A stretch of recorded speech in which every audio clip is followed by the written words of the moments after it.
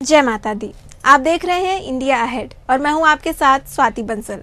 आप सभी का हार्दिक स्वागत है हमारे विशेष कार्यक्रम में, जहां हम नवरात्रि के इस पावन अवसर पर देवी के विभिन्न रूपों की महिमा से आपको अवगत कराएंगे। आज नवरात्रि का 7वां दिन है और इस दिन मां कालरात्रि की पूजा अर्चना की जाती है। मां कालरात्रि का रूप भय और अंधकार को समाप्त करने वाला है और आज हम इसी अद्भुत रूप की बात करेंगे। इस विशेष अवसर पर हमारे साथ हैं आचार्य पंडित मनोहर शास्त्री जी, जो हमें बताएंगे कि मां कालरात्रि की पूजा का क्या महत्व है, पूजा विधि कैसे करनी चाहिए और इस दिन भक्तों को किन महत्वपूर्ण बातों का ध्यान रखना चाहिए। तो आइए बिना किसी देरी के पंडित जी का स्वागत करते हैं। जय माता दी पंडित जी। जय माता दी। पंडित जी, मैं चाहूंगी कि आप भक्तों को सबसे पहले आज के लिए शुभ मुहूर्त की जानकारी दें। स्वाति जी, पहली बात तो यह है कि ये अभी संवत बदलाया है ना, और ये नव संवत में इसी का नाम नववर्ष है, सही में तो ये है। तो आगे मैं आपको बतलाता हूँ। अभी आज जो है सप्तमी तिथि है और शुक्रवार का दिन है जी। तो महाकालरात्रि के बारे में आप पूछ रही हैं, है ना। महाकालरात्रि जो हैं, आज के दिन जो पूजन होता है वो इस प्रकार से होता है, इसको मैं आपके लिए बतलाता हूँ। सर्वे स्वरूपे सर्वे से सर्वे शक्ति समन्विते भयभस्त्राय नो देवी दुर्गे देवी नमोस्तुते। स्वाति जी, ऐसा है, आज शुक्रवार का दिन है, सप्तमी तिथि है और भगवती जो महाकालरात्रि हैं, इनका आज का जो मुहूर्त इस प्रकार से है कि प्रातःकाल हमको क्या करना चाहिए। प्रातःकाल उठ करके संकल्प के बगैर कोई भी पूजन नहीं मानी गई है, भगवान उसको भगवती लीन नहीं करती हैं। तो प्रातःकाल उठ करके स्वच्छ होकर के स्नान ध्यान करने के पश्चात मन में संकल्प करना चाहिए कि आज जो है हमारे लिए माँ भगवती कालरात्रि का पूजन करना है। तो संकल्प करने के पश्चात अपनी आसन को ग्रहण करके, आसन को पवित्र करके, स्वयं पवित्र हो करके जी, और भगवती के नाम से जो है आचमन करने के पश्चात, पवित्र होने के पश्चात फिर जो है भगवती के नाम से संकल्प लेना चाहिए कि हे माँ जगदम्बा, हम आपका पूजन कर रहे हैं और किसी प्रकार की कोई त्रुटि हो तो उसके लिए मैं क्षमा प्रार्थी हूँ। अपना नाम गोत्र दे करके और अपनी जो भी व्यवस्था है, जो अपने मन में जो कामना है, उस कामना को लेकर के, उस संकल्प को रखने के बाद जो है फिर पूजन और जो भी उनकी आराधना है उसको वो शुरू करेंगे। शुरू किस प्रकार से करेंगे? पहले उनका ध्यान किया जाएगा, माँ जगदम्बे का ध्यान करें, कोई से भी मंत्र से ध्यान कर सकते हैं। और ध्यान करने के पश्चात विधान तो बहुत बड़ा है, बड़े बड़े संत महात्मा भी जिसका वर्णन नहीं कर सकते हैं, कि एक थाली के अंदर भगवती की कोई प्रतिमा हो, छोटी प्रतिमा नहीं है तो सुपारी, जो मूंगी फल होता है जिसको अपन सुपारी बोलते हैं, गोल सुपारी, उसको रख के भी उनका रूप मान करके और उसको दूध दही शहद शक्कर घी, इसको पंचामृत कहते हैं, और उस पंचामृत के द्वारा माँ भगवती को पहले सिंहासन दिया जाता, पुष्प का आसन दे दो और ध्यान करके, और उनके ऊपर पहले दूध, इसके बाद जल, इसके बाद दही, और दही के बाद जो है पुनः जल, और दूध दही शहद यानी मधु, इसके बाद पुनः जल। तो 5 चीज़ों को जो स्नान हम कराते हैं, इसके पुनः बाद जो है अपने लिए जल से स्नान कराना है शुद्धि के लिए। पंचामृत से स्नान जब हो जाए तो जो है शुद्ध करने के पश्चात फिर जो है जल में चंदन जो है मिला करके या अष्टगंध मिला करके भगवती जगदम्बे को जो स्नान कराता है, तो माँ बोलती है कि जो ऐसा करता है मैं उसकी सदैव हो जाती हूँ, उस पर कृपा करने के लिए तत्पर हो जाती हूँ। इसके पश्चात शुद्ध जल से स्नान करने के पश्चात सभी तीर्थों का ध्यान करते हुए और फिर माता जी का बढ़िया अच्छा श्रृंगार करे। श्रृंगार करने के पश्चात चंदन, रोली, सिंदूर इत्यादि से उनका पूजन करें। यानी एक पंचोपचार पूजन होता है और एक जो है षोडश उपचार होता है, जिसमें रोली मोली होती है, आटी है, दूध जो है, अक्षत होते हैं। अक्षत जो है साबत वाले होना चाहिए, जो टूटे हुए अक्षत रहते हैं ना, उससे भगवान भगवती जो भी जिनका हम पूजन करते हैं वो जो है उपयुक्त नहीं माने गए हैं। इसके पश्चात भगवती का ध्यान करते हुए उनसे क्षमा याचना मांगते हुए रोली, सिंदूर, अक्षत, अबीर, गुलाल इत्यादि सभी चीज़ों से उनका पूजन करें। और जब पूर्ण पूजन हो जाए तो पूजन के अंत में तांबूलम पुंगी फलम जो इसको बोलते हैं, उसका मंत्र है यत्पूर्खणा अभिखा देवो यज्ञवसंतो स्यासी दाज्यम गिरी श्रद्धवी। सुपारी और लौंग इलायची का बीड़ा बना करके और उसमें शहद भी, मधु भी होना चाहिए थोड़ा, और गुलाब के पुष्प की एक पत्ती उसमें रख करके और माँ के चरणों में उसको रख दिया जाए, उनके मुंह से लगा करके भाव के साथ, तो उसको माँ जगदम्बे ग्रहण करती हैं और परम प्रसन्न हो जाती हैं। जी पंडित जी। जी पंडित जी, चर्चा को आगे बढ़ाते हुए मैं आपसे ये पूछना चाहूंगी कि अगर माँ कालरात्रि के बारे में आप बताएंगे तो माँ कालरात्रि कौन है, उनका स्वरूप कैसा है? जी इसमें बताइए। स्वाति जी, भगवती जगदम्बे के स्वरूप का वर्णन तो बड़े बड़े संत महात्मा जो भगवती का 24 घंटे उनके चिंतन में खोए रहते हैं, लेकिन उनकी जो कृपा है वो कृपा पर बैन नहीं लगा है, किसी के भी ऊपर वो कृपा हो सकती है। तो उनके दर्शन, उनका रूप का वर्णन करने में तो असमर्थ हैं, लेकिन जो कुछ पढ़ने में आया है वो ऐसा है कि पहला तो जो मुहूर्त है वो संकल्प ही मुहूर्त होता है। शुभ मुहूर्त में संकल्प अपन ने ले लिया और इसके पश्चात जो रोज पूजन जैसे होता है वैसा ही पूजन करना है। और इसके पश्चात जो आप पूछ रही हैं कि माँ का जो स्वरूप है, माँ का जो स्वरूप है बहुत दिव्य स्वरूप है। वो राक्षसों के लिए और जो शत्रुता जो मन में रखते हैं उन लोगों के लिए माँ का जो रूप है बहुत भयानक रूप है, डरावना रूप है दूसरों के लिए। बाकी जो भक्त लोग हैं, माँ को चाहने वाले, जो है मानने वाले हैं, उनके लिए बहुत सुहाना दृश्य है वो। मतलब उस पर से दृष्टि, उनसे दृष्टि तो मिला ही नहीं सकते, करोड़ों सूर्य की शोभा जो है कम पड़ जाएगी, इतना सुंदर माँ भगवती जगदम्बे महाकाली कालरात्रि का स्वरूप है। काली यानी अंधेरा और कालों की महाकाल जो हैं, महाकाली का रूप माँ जगदम्बे ने धारण किया, तो वो दुष्टों को नष्ट करने के लिए और भक्तों की पर कृपा बरसाने के लिए जी। ये उन्होंने अपना रूप बनाया। बहुत सुंदर उनका रूप है। बाल जो है उनके बिखरे हुए हैं जी। और चतुर्भुजी हैं वो, एक हाथ में कांटा है और एक हाथ में जो है माला है और एक हाथ से जो है अभय मुद्रा में है एक हाथ, उससे जो है वो वरदान देती रहती हैं। यानी भक्तों के लिए वो सूचक है कि आप डरिए मत, मैं तुम्हारी कारण जो है यहाँ पर आई हूँ। तो बहुत सुंदर स्वरूप है उनका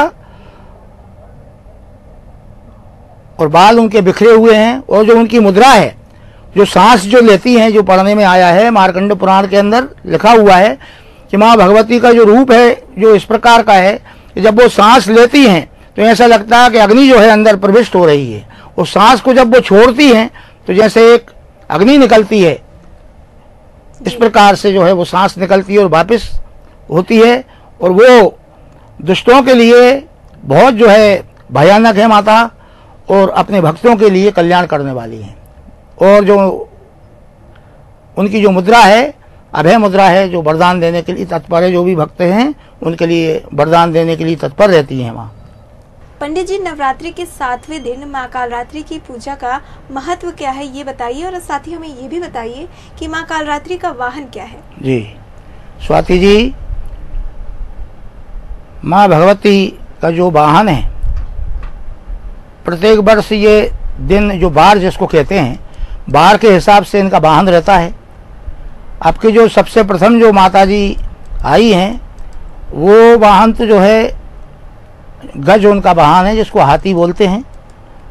लेकिन वर्तमान में ये अलग अलग रूप के, जैसे शैलपुत्री है उनका जो है वृष वाहन है ना। बाकी मेन उनका जो वाहन है वो सिंह है, लेकिन जो रूप धारण वहाँ करती हैं उसके आधार पे इनका जो वाहन है उसको गधर्व बोलते हैं, जिसको हिंदी में अपन गधा बोलते हैं, वो उनका वाहन है जी।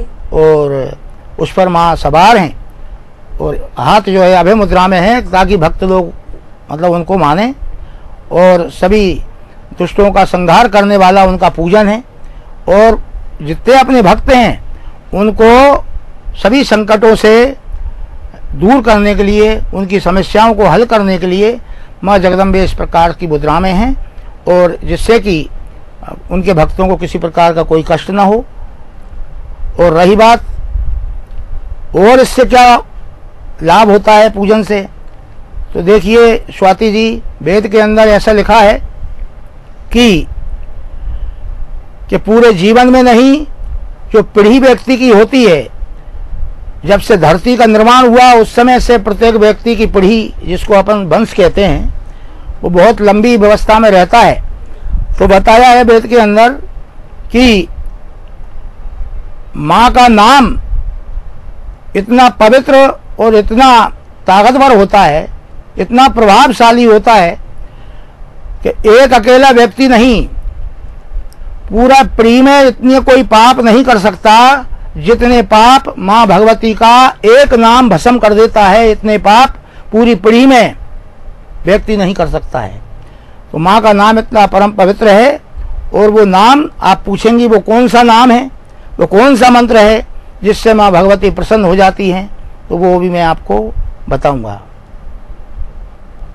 पंडित जी, माँ कालरात्रि की पूजा विधि के बारे में अगर हम बात करें तो उनकी पूजा विधि क्या है, इस बारे में बताइए। और पूजा करते समय किन सामग्रियों का विशेष रूप से ध्यान देना चाहिए, ये भी आप भक्तों को बताएं। और साथ ही मैं ये भी जानना चाहूँगी कि कौन से विशेष मंत्र हैं जिनका जप करके भक्तों को उनकी जो कामना है वो पूरी हो सकती है।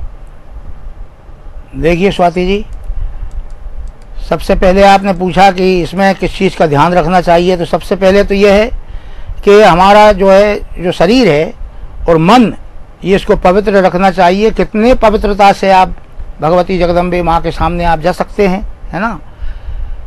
उसके बारे में मैंने बतला ही दिया है कि माँ के सामने जाने के बाद कोई कार्य ऐसा नहीं है, किसी प्रकार की कोई समस्या ऐसी नहीं है। जिस क्षण माँ जगदम्बे के चरणों में व्यक्ति हाजिरी देता है, वहाँ पर स्वतः ही जितनी समस्याएं हैं वहाँ से विदा हो जाती हैं। और अब सतर्कता की बात जो है, सबसे पहले ये है कि ब्रह्मचर्य व्रत का पालन करें, पवित्रता के साथ रहें, पवित्र वस्त्र पहने। वस्त्र जो है धुले हुए नए हो नए नहीं हैं, तो जो है पवित्र होना चाहिए, धुले हुए। और सुंदर स्वच्छ आसन होना चाहिए। और पवित्रता के साथ रोली, अष्टगंध, सिंदूर और जो है 16 ही प्रकार का उनका श्रृंगार रहता है। माँ का श्रृंगार में अनेक प्रकार की चीज़ें होती है, जैसे शीशा होता है और मेहंदी होती है, बिंदी होती है, चूड़ी होती है, बिछिए होते हैं, कान के कुंडल होते हैं। ये 16 प्रकार का जो है ये भी व्यवस्था होना चाहिए। और विशेष करके इसमें सुहाग सामग्री का भी बहुत बड़ा महत्व बताया है। यथाशक्ति जो भगवती जगदम्बे ने आपको दिया है, क्योंकि धरातल पर माताओं के लिए अगर कोई विशेष से विशेष जो चीज़ है वो है सुहाग। और सुहाग पर कृपा कब होगी, जब सुहागवती नारियां माताएं माँ भगवती की अरदास करेंगी। और उसमें सुहाग अविष्य जो है चढ़ाना चाहिए। उसमें ये नहीं लिखा कि क्या क्या चढ़ाना चाहिए, श्रद्धा के अनुसार जो उसकी शक्ति है, कुछ भी उससे नहीं बन रहा है। क्यों कि हमारे यहाँ पर जब हम पूजन करते हैं तो माँ जो है अविष्य आती है। और माँ का वो लक्ष्मी का रूप हो और चाहे माँ का रूप हो, किसी भी प्रकार के रूप में माँ आती है, तो उनका सम्मान होना बहुत अति आवश्यक है। क्यों आवश्यक है, कोई भी पति पत्नी जैसे कहीं जाते हैं और पत्नी का यदि सम्मान नहीं होता है तो जो है वो यही शिकायत करेगी कि मुझे कभी भी यहाँ पर लेकर के आप मत जाइएगा। तो इसी प्रकार से देवी देवताओं की यदि कृपा को प्राप्त करना है तो जिस माँ को हम अरदासना करते हैं, आवाहन करते हैं, वो आती हैं, उनके सम्मान में किसी प्रकार की कोई कमी नहीं रहना चाहिए। और वो देने में हम समर्थ नहीं है, हम क्या देंगे उनके लिए, सब कुछ बनाया हुआ अहंकारी सृष्टि रूपाय क्लिंकारी काम रूपन्नय बीज रूपी नमस्तुते, जिसने सृष्टि का निर्माण किया हो सब कुछ उन्हीं का है, तो अपन क्या दे सकते हैं उनके लिए। तो सतर्कता के साथ जो है बड़े भाव के साथ रोली, अष्टगंध, आटी, हल्दी, गोल सुपारी, लौंग, इलायची, इन चीज़ों से पुष्प में लगा करके बड़ी श्रद्धा के साथ इत्र वगैरह सब चीज़ माँ जगदम्बे के चरणों में समर्पण करना चाहिए। और जो है पुष्पों की माला पहनाना चाहिए। इनको कनेर के पुष्पों की जो माला है बहुत प्रिय है। और गुड़हल का जो फूल है, गुड़हल का फल और गुड़हल का पुष्प, ये भी जो है माँ को बहुत प्रिय है। ये उनको समर्पण करते हैं तो माँ प्रसन्न हो जाती हैं। अब आप मंत्र की बात कर रही हैं कि जिससे माँ अति प्रसन्न हो जाए, ऐसा कोई सा मंत्र यंत्र है तो वो आप बताइए।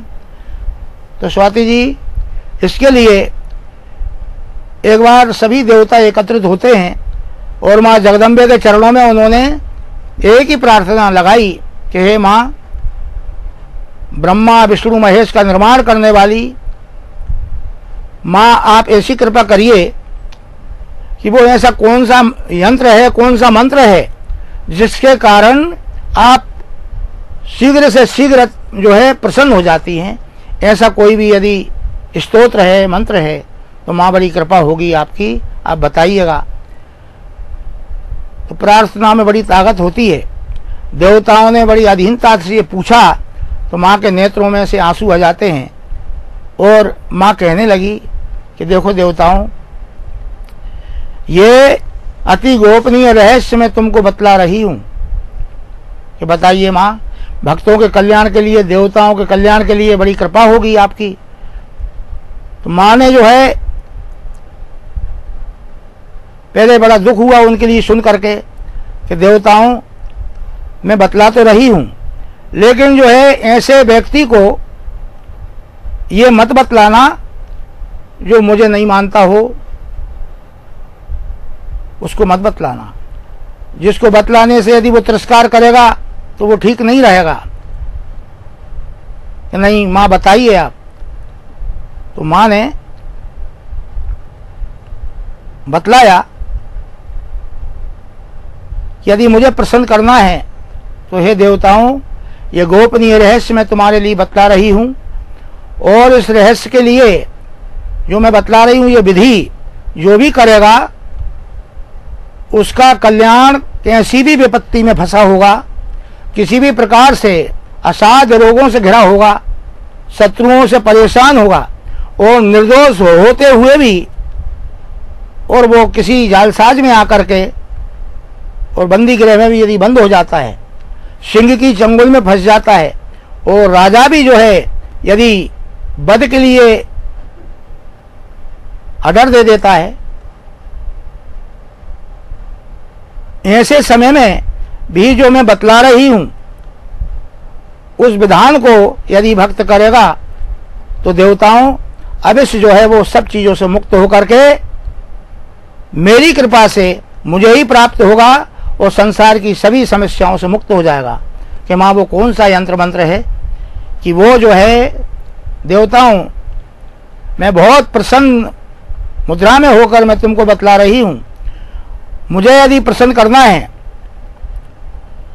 तो मेरा जो पुराण है दुर्गा सप्तशती, उसमें मेरे ऐसे ऐसे भक्त जो है कल्पों से चले आ रहे हैं, कई कल्प निकल गए जब से मुझे जो भक्तगण मानते हैं, उन्होंने सब स्तोत्रों को कील रखा है, बांध रखा है, और उनको खोलना आसान नहीं है। जो विद्वान होगा, जो उस विधि को जानता होगा, वो ही जो है सप्तशती के प्रत्येक स्तोत्र को खोल सकता है और वो ही जो है उसका पाठ कर सकता है। लेकिन एक गोपनीय रहस्य ऐसा है कि वो किला हुआ नहीं है। उसके आधार पे किसी भी प्रकार की समस्या होगी उससे जो है वो मुक्त हो जाएगा। कि बतलाइए माँ वो कौन सा मंत्र है कि देवताओं वो मंत्र जो है मेरे 32 नाम की माला है। मेरे जो 32 नाम हैं, उन 32 नामों से यदि व्यक्ति अथाह परेशानी में है तो वो प्रतिदिन मेरे 32 नामों से हवन करे और 27,000 या 30,000 के लगभग उसका पहले जाप करे और इसके पश्चात शहद मधु में मिला करके सफ़ेद तिल्ली और थोड़ी उसमें मिश्री मिश्रित करके और मेरी 30,000 आहुति जो भक्त पूर्ण कर देता है, वो असाध से असाध रोग, बड़ी से बड़ी समस्या, धरातल पर ऐसा कोई संकट नहीं बना जिससे वो मुक्त नहीं होगा, अवश्य मुक्त हो जाएगा। ये गोपनीय रहस्य। और वो नाम जो है शुद्ध रूप से वो उसको पढ़ना चाहिए। वो नाम जो है ये है 32। दुर्गा दुर्गा सबनी, दुर्गा पद्मनिवारणी, दुर्गमच्छेदनी, दुर्गसाधनी, दुर्गनाशनी, दुर्गतोधानी, दुर्गनियंत्री, दुर्गमापहा, दुर्गम ज्ञानदा, दुर्गदेत्यलोक दवानला, दुर्गमाश्रिता, दुर्गम ज्ञान संस्थाना, दुर्गमध्यान भासनी। ऐसे करके क्या है कि जो 32 नाम हैं या कोई चालीसा है या कोई भी चीज को अपन पूर्ण करते हैं या बोलते हैं जी। तो पूर्ण करने में, क्योंकि पुराणों में यह भी लिखा है, कुछ यंत्र कुछ मंत्र ऐसे हैं कि बड़े बड़े संत महात्माओं ने भगवान शिव को साक्षी कह करके, साक्षी मान करके ये लिखा है कि इस दोहे को पढ़ने से, इस मंत्र को पढ़ने से जिसको हम याद करते हैं वो उस समय उपस्थित हो जाता है। इसलिए जो मंत्र होते हैं उनको पूर्ण रूप से नहीं बोलना चाहिए, है ना। तो ये 32 नाम में से जो कुछ नाम मैंने बतलाए हैं, 225 पेज पर ये दुर्गा सप्तशती में है, 32 नाम भगवती के। इन नामों का जो स्मरण करता है, प्रतिदिन ज़्यादा नहीं बन सके तो 32 नाम जो है भक्तों को जरूर बोलना चाहिए, वो मेरा निवेदन है। श्रद्धा की धरोहर माताएं भी इसको कर सकती हैं और कन्याएं भी कर सकती हैं और भक्त लोग भी कर सकते हैं, जिससे उनका परिवार सुखी होगा, आने वाली कोई समस्या होगी वो नहीं आएगी। और यदि किसी संकट में है तो इसका बिल्कुल पक्का विधान है, अगर वो इस प्रकार से 32 नाम की माला करता है प्रतिदिन, तो भगवती जगदम्बे के आशीर्वाद से उसने कभी नहीं सोचा होगा इतनी जल्दी वो सभी संकटों से मुक्त हो जाता है। तो एक जो है ये 32 नाम की माला है। अब इसका परीक्षण करने के लिए आप कहें और कौन से मंत्र, मंत्र तो भगवती के अथाह हैं, लेकिन लिखा है मंत्र जाप मम दृढ़ विश्वास, विश्वास के सहित याभ्या विना न पश्यन्ति, श्रद्धा विश्वास रूपणों, विश्वास के ऊपर सारी व्यवस्थाएं रहती हैं। विश्वास के सहित कोई भी मंत्र का हम जाप करेंगे तो मंत्र के अधीन देवता हैं, मंत्र के अधीन भगवती जगदम्बा है। मंत्र को सच्ची श्रद्धा भाव से जो भक्तगण जपते हैं, भगवती की जरूर कृपा होती है। एक बार इसी मुद्रा में भगवान नारायण ने एक बार ध्यान किया जगदम्बे का, तो उनके कान के द्वारा, कान से जिसको अपन मैल कहेंगे जो भी जी। तो वहाँ कान के द्वारा जो मैल निकला उसके द्वारा 2 राक्षस उत्पन्न हो गए। 2 राक्षस उत्पन्न हुए, देखते देखते वो बड़े हुए। बड़े होने के बाद में नारायण से कहने लगे कि प्रभु आप कुछ ऐसी कृपा करिए जिससे कि हमारा नाम जो है 3 लोक में होना चाहिए जी। कि 3 लोक में नाम यदि कराना है तो एक ही महाशक्ति है जिसको भगवती बोलते हैं, तुम जो है उनकी प्रार्थना करिए, ध्यान करिए कि उनका मंत्र बताइए। तो भगवान नारायण ने, भगवान विष्णु ने वो मधुकेटभ नाम के जो राक्षस उत्पन्न हुए थे, दोनों को मंत्र बताया कि माँ का जो सबसे बड़ा मंत्र है वो है एम। एम जो है ये मंत्र भगवती का बीज मंत्र है, इसका तुम जाप करो। हजारों साल की तपस्या पर वो बैठ गए। बैठने के पश्चात स्वाति जी क्या होता है, माँ जगदम्बे आती हैं उनको वरदान देने के लिए कि मांगो क्या मांगना चाहते हो। उन्होंने कहा कि माँ आप ऐसा वरदान दीजिएगा कि इच्छा मृत्यु वरदान दीजिए, हम अजर और अमर रहें। कि अजर अमरता का वरदान धरातल पर मैं नहीं दे सकती, और कुछ मांग लो कि माँ ऐसी कृपा करिए कि कोई हमको मार ना सके। कि जाओ ठीक है तथास्तु, ऐसा ही होगा। लेकिन इसमें ऐसा है कि अपने आपके मुंह से स्वयं से जब निकलेगा तो ही आपका श्रृंगार होगा। ये उनको आशीर्वाद दे दिया माता जी ने। अब वो मधुकैटभ को जब आशीर्वाद मिल गया तो वो जो है 3 लोक पर आक्रमण करने लगे, इंद्र को परेशान किया, और जहाँ तहाँ जो जो राजा थे सब पर कब्जा करने लगे, और जहाँ तक कि भगवान नारायण से युद्ध करने को तैयार हो गए। कौन? वही मधुकैटभ। तो ये लिखा हुआ है देवी पुराण के अंदर और मार्कंड पुराण के अंदर भी लिखा है कि 5000 वर्ष तक भगवान नारायण से मधुकैटभ ने युद्ध करा। भगवान नारायण विचार में पड़ गए कि क्या करा जाए। तो एक रोज कहने लगे, मधुकैटभ मैं समझ नहीं पा रहा हूं। तो वो मधुकैटभ कहने लगे कि प्रभु आप नहीं समझ पा रहे, हम समझा दें आपके लिए, कि समझाइए। आप एक काम करिए, आप अपनी हार स्वीकार कर लीजिए। भगवान नारायण से वो बोले, अपनी हार स्वीकार करिए और आप कुछ भी नहीं है, हम जो है ब्रह्मा विष्णु महेश जो भी व्यवस्था है वो हम स्वयं हैं, हम जो चाहें वो कर सकते हैं। इंद्र का पद भी हम ग्रहण कर सकते हैं, बड़ा से बड़ा सिंहासन हमको प्राप्त हो सकता है, हमारे लिए वो वरदान है। लेकिन आप संसार में 3 लोग को वरदान देने के लिए तत्पर रहते हैं, लेकिन आज हम आपसे कह रहे हैं, हमारा प्रभाव इतना ऊंचा है, आप हमसे मांग सकते हैं, जो आप मांगोगे तत्काल आपको प्राप्त होगा। तो नारायण ने कहा कि जो मैं मांगूंगा वो दे दोगे? कि बिल्कुल। कि मधुकैटभ यदि तुम प्रसन्न हो तो आप मुझे ये बताइए कि तुम्हारा अंत कैसे होगा। भगवान नारायण ने उनसे कहा कि तुम्हारा अंत कैसे हो सकता है। उन्होंने कहा ठीक है प्रभु, हमारा अंत जो है हो जाएगा, आप ध्यान करके देखिए, हम किसी के वरदान पात्र हैं। भगवान ने ध्यान करके देखा कि अरे ये तो भगवती का दिया हुआ वरदान है।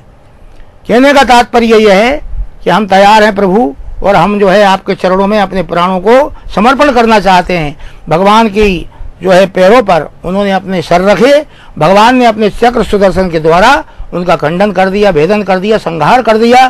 कहने का भाव यह है, माँ जगदम्बे को जो मानने वाले होते हैं जी, उनको कोई परेशान नहीं कर सकता है।